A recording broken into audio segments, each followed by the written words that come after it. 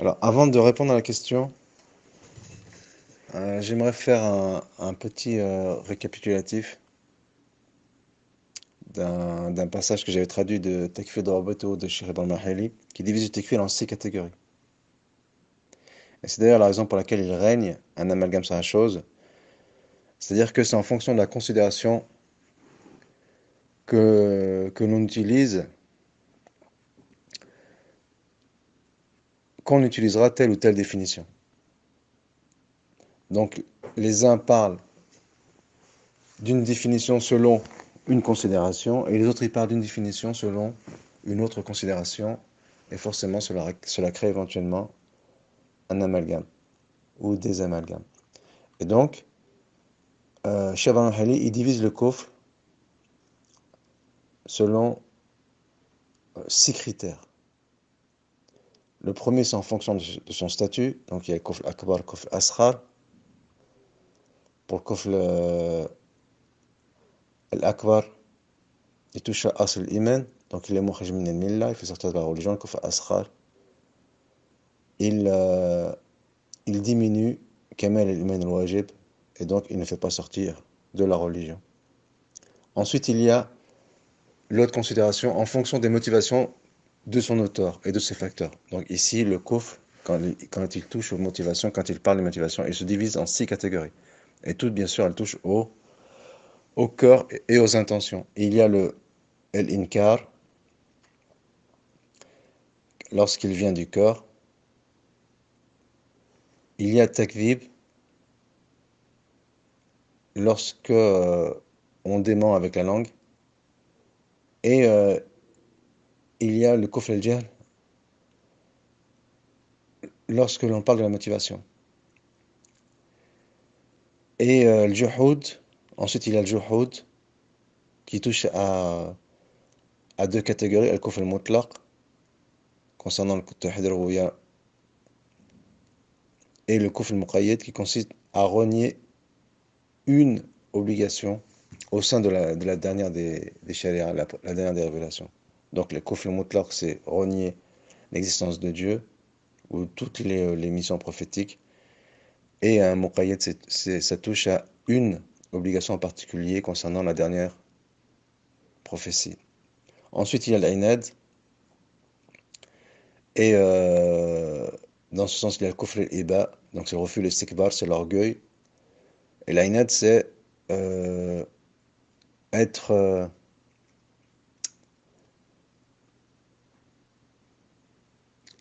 Je trouve pas le terme parce que je trouve le mot littéraire, c'est les opiniâtres. J'arrive plus à trouver le mot courant. Être têtu, bien qu'on connaît la chose. Voilà. Ensuite, il y a kufr al-nifaq, quatrièmement. Ensuite, il y a kufr al-i'rad et le kufr al-shirk. Donc, toutes elles touchent aux motivations. Ensuite, il y a troisièmement, en fonction des membres avec lesquels il se matérialise, il se divise en kufr al-qalbi, el-kufr al-qawli ou el-kufr al-amali. Donc, qui touche aux actes. Et le kufr al-amali, il est mukhrij min al-millah et ghayr le mukhrij min al-millah. Comme le hukm bi ghayri manzalallah et tariq salat que Muslim ibn al-Qayyim. Je vais revenir sur ce point. Et je disais à l'époque, il est plus précis de classer le kufr de cette façon que de le classer en amali pour parler du kufr al-asghar et irtiqadi pour parler du kufr al-akbar, étant donné que certains actes du domaine du kufr amali relèvent du kufr akbar. Alors c'est ce que je disais à l'époque, et là je vais émettre une objection à mon ancienne opinion. Ensuite, en fonction de savoir si le problème d'un non-musulman ou d'un musulman, il se divise en 2 catégories. Il y a le kufr asli et le kufr tari. Le kufr asli qui provient d'un musulman, et le kufr tari c'est l'apostat, c'est l'apostasie. Ensuite, cinquièmement, en fonction de son statut, mutlaq et muayyan. Donc, mutlaq, c'est la loi d'un acte, le statut d'un acte, et le muayyan, c'est ce statut appliqué à un cas particulier. Et, et voilà, il me semble. Donc, finalement, c'était pas 6, hein. C'est 5, mais oui, c'est 6 lorsqu'il touche aux motivations. Et là, maintenant, je vais faire une objection à, euh, à un propos que j'ai épousé pendant des années. Alors, l'objection est la suivante. C'est que Ibn al-Qayyim, rahimahullah, il divise le kufr en kufr qalbi, i'tiqadi ou kufr amali. Et lorsqu'il parle du kufr amali, il intègre tariq salat et le hukm bi ghayri manzalallah. Et cette opinion, depuis Ibn al-Qayyim, rahimahullah, elle ne posait pas de problème. Alors, bien sûr, je ne dis pas ça de façon exhaustive, je n'ai pas fait une étude exhaustive de la chose, mais à mon humble niveau, de ce que j'ai lu, en sachant que mes lectures elles sont anciennes, cette opinion ne posait pas de problème. D'ailleurs, elle a été reprise par un grand muhaqqaq qui est mort très jeune, c'est Al-Hafid Hakami, qui dans Ma'ajir Qaboul, il reprend exactement ce taqsim. Et plus récemment, ce taqsim a été repris par Sheikh Al-Albani. Et lorsque ce taqsim, en sachant que la parole d'Ibn al-Qayyim, ce n'est pas un khata lafzi, ce n'est pas une erreur sur la forme, et dans le fond, ça reste un traditionnaliste, dans le sens où il n'épouse pas la pensée des moujahid. Non, on n'est pas dans ce type dans ce cas de figure. Ici, ce n'est pas une erreur. C'est une terminologie. Terminologie, la machaha fil istilah. Tout dépend dans quel but on utilise, et tout dépend du sens qu'on lui donne. Et en l'occurrence ici, ce n'est pas une erreur de lafzi. Et quand même ce serait une erreur lafzi, cette erreur lafzi, elle s'appliquerait à Ibn al-Qayyim, avant de s'appliquer à Sheikh al-Albani. Puisqu'Ibn al-Albani, il reprend le taqsim d'Ibn al-Qayyim. Et bien entendu, cette parole de Sheikh al-Albani, lorsqu'il l'a mise en avant, il reprend exactement le même taqsim de Ibn al-Qayyim, en disant que pour justifier que Tariq Salat la yakfur, et également dans la question du hukm bi ghayri manzalallah. Et bien sûr, cette position de Sheikh al-Albani, elle n'a plus ni au tekfiri, ni au pro-tekfir. Les pro-tekfir sont insurgés contre Sheikh al-Albani pour la question du hukm Tariq Salat. Donc ils ont dit que Sheikh al-Albani la yara tekfir jins al-amal. Par rapport à cette question, parce que c'est les enjeux ils sont bien sûr autour de la question du hukm Tariq Salat. C'est des choses dont j'ai déjà parlé. Et bien sûr, la position de Sheikh al-Albani ne leur plaisait pas non plus en ce qui concerne le hukm bi ghayri manzalallah, puisque eux-mêmes ils épousaient la position de l'ancien mufti Cheikh Mohammed ibn Ibrahim, en sachant qu'en réalité, elle n'est pas différente. Simplement, pour lui, le taqnin al-qawanin, c'est yastalzimu al-istihlal. Mais dans l'absolu, il y a un consensus disant que l'istihlal est une condition, et le dab était tekfiri dans la question du hukm bi ghayri manzalallah. Donc, en définitive, l'opinion de Cheikh Mohammed ibn Ibrahim, elle revient à l'opinion classique sur laquelle il y a un consensus. Et donc, c'est la raison pour laquelle à l'époque je mettais en avant la parole de Cheikh Saleh al-Shia, disant que il est pas tout à fait juste de classer le tekfir, le kufr en kufr amali et kufr irtiqadi, puisque dans le kufr amali il y a du kufr mukhrij min al-millah. Et d'ailleurs, Alawi Saqaf, en réfutation de Cheikh al-Albani, il a couché par écrit un livre qu'il appelle l'Iqtisad fi anna al-kufr yakun بالقول والعمل والاعتقاد. Il a قدمه Cheikh Ben Baz. Bien sûr, Alawi Saqaf, j'en ai déjà parlé, son livre ce n'est pas un livre d'analyse, c'est un livre dans lequel il ne fait que ramener des paroles sans des citations sans les décortiquer. C'est ce que fait d'ailleurs, j'en ai déjà parlé aussi, Sinani, Aïssam Sinani, c'est bien dont je parle, hein. Peut-être que je me trompe, qui a réfuté Cheikh al-Albani aussi et Fil Jins al-Amal, et bien entendu, il ramenait des citations qui, elles, tournaient tout autour de l'abandon de la prière. Donc on voit bien que c'est l'enjeu profond. Même s'il y a d'autres considérations, mais j'en ai déjà parlé de ce sujet, je ne vais pas y revenir ici. En tout cas, la réputation de Sinani, elle n'est pas appropriée, elle manque d'analyse, elle manque de diraya. La réfutation, et bien sûr Sinani a été Son livre a été préfacé par Cheikh Fawzan. Et la réfutation de,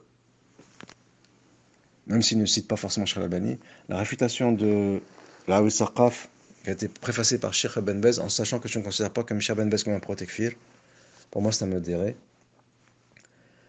Mais s'il a cru bon de valider la position de Raoul Saqaf, eh bien, elle manque d'analyse. Son écrit manque d'analyse. C'est de la riwaya, c'est-à-dire qu'il ramène des citations. D'ailleurs, il peut ramener éventuellement, et ça je l'ai montré par le passé, des citations qui se contredisent. Et je ne dirais pas qu'il n'est pas capable, mais il ne- il n'a pas veillé à conjuguer entre elles, à expliquer en quoi il y a dissonance entre telle et telle opinion, ou venant d'un même auteur parfois, et parfois même dans un même passage. Et donc, cette réfutation, elle ne concerne pas Charles Albani, rahimahullah, puisque pour Charles Albani, il va de soi que pour Charles Albani, le kufr, il provient du corps, de la langue et des actes. Et pour ce qui est de l'objection de Cheikh Salah al-Shir, donc que je valide à l'époque, je l'ai utilisé dans l'article ici, que j'ai traduit de Cheikh Ibrahim Mahali, Takfil wa Dawabituhu. Donc pour ce qui est de ces considérations, c'est un des meilleurs ouvrages que j'ai vu sur la chose. Qui ramène les catégories les définitions, les différentes définitions du kufr en fonction de différentes considérations, eh bien en réalité, il est fort possible qu'elle n'a pas lieu d'être. C'est-à-dire que quand Ibn al-Qayyim, on va dire Ibn al-Qayyim pour ne pas dire Cheikh al-Albani, quand Ibn al-Qayyim, rahimahullah, il divise le kufr en irtiqadi wa amali, il sait très bien que, le kufr se divise en irtiqad, il provient du corps, de la langue et des actes. Il le sait, Ibn al-Qayyim, ça. Et quand il dit que la deuxième, c'est le kufr amali, il sait très bien qu'il y a du kufr amali mukhraj min al-millah. Il le sait, ça, Ibn al-Qayyim. D'ailleurs, bien sûr, ceux qui rapportent ces objections le savent aussi, mais c'est pour amener mon raisonnement, c'est pour étaler mon raisonnement. Et donc, euh, Ibn al-Qayyim ici, il fait la distinction entre le kufr i'tiqadi et le kufr amali, dans le sens où le kufr l'amali al-mukhraj min al-millah, il provient d'une intention. Et c'est de cette intention, et c'est cette intention que l'on nomme irtiqadi. Donc le kufr l'amali al-mukhraj min al-millah, c'est la somme du kufr l'irtiqadi et du kufr amali.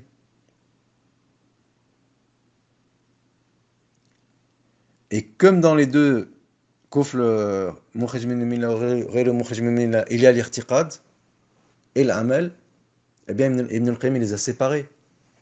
C'est-à-dire que dans le kufr mukhraj min al-millah, il y a le amal et l'irtiqad, et dans le kufr ghayr mukhraj min al-millah, il y a l'amal. C'est-à-dire que dans les deux catégories, il y a l'amal, et bien Ibn al-Qayyim il les a séparés. En disant que ici, pour le mukhraj min al-millah, on compte le amal. Pourquoi? Parce qu'il n'y a pas l'irtiqad. Et dans le mukhraj min al-millah, on ne met que l'irtiqad. Pourquoi? Parce que dans les deux cas, il y a l'amal. Et d'ailleurs, lorsque l'on constate un cas d'apostasie, c'est en fonction d'un axe, c'est en fonction d'un amal. C'est-à-dire que la, la plupart des constats que l'on fera sur un cas d'apostasie, eh bien, ils se feront à partir d'un acte. Donc, il n'est pas opportun de dire il y a le kufr irtiqadi qui provient éventuellement d'un acte. Puisque euh, dans les faits, la plupart, pour ne pas dire peut-être tous, mais là encore une fois, ma réponse n'est pas exhaustive, la plupart des cas qu'on mettra en avant, ils proviendront d'actes. Donc il n'est pas pertinent de dire c'est pratiquement un pléonasme, c'est redondant de dire que lorsqu'on parle du kufr amali ghayr mukhrij min al-millah, eh bien il est faux de dire que c'est un kufr asghar parce qu'il y a du kufr amali mukhrij min al-millah. De mon point de vue ici c'est redondant. Et de mon nouveau point de vue. Et en réalité, Ibn al-Qayyim, il est extrêmement précis, même si éventuellement ça peut porter à confusion,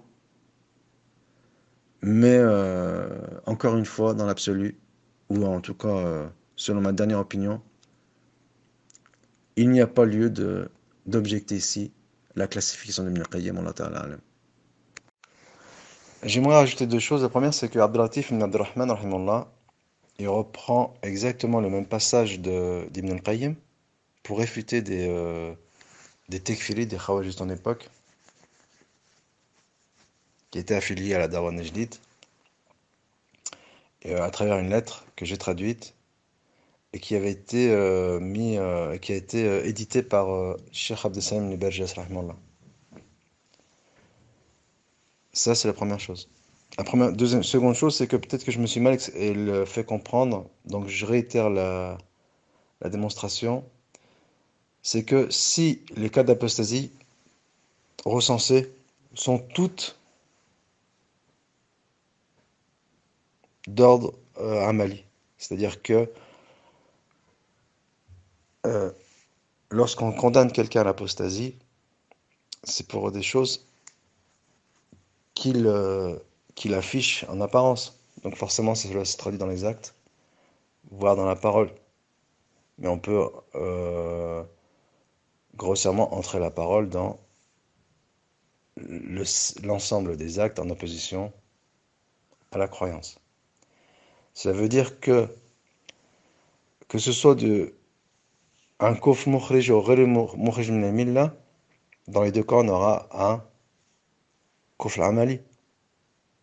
En revanche, le kufr irtiqadi, on l'aura uniquement dans un cas de figure qui est le mukhrij min al-millah. Et c'est la raison pour laquelle il est judicieux de distinguer entre le kufr amali et le kufr irtiqadi, puisque non seulement le kufr amali mukhrij min al-millah, c'est la somme du kufr amali et du kufr irtiqadi, mais en plus, on retrouve le kufr amali dans les deux cas de figure, dans le mukhrij min al-millah wa ghayr al-mukhrij min al-millah wa bil tawfiq.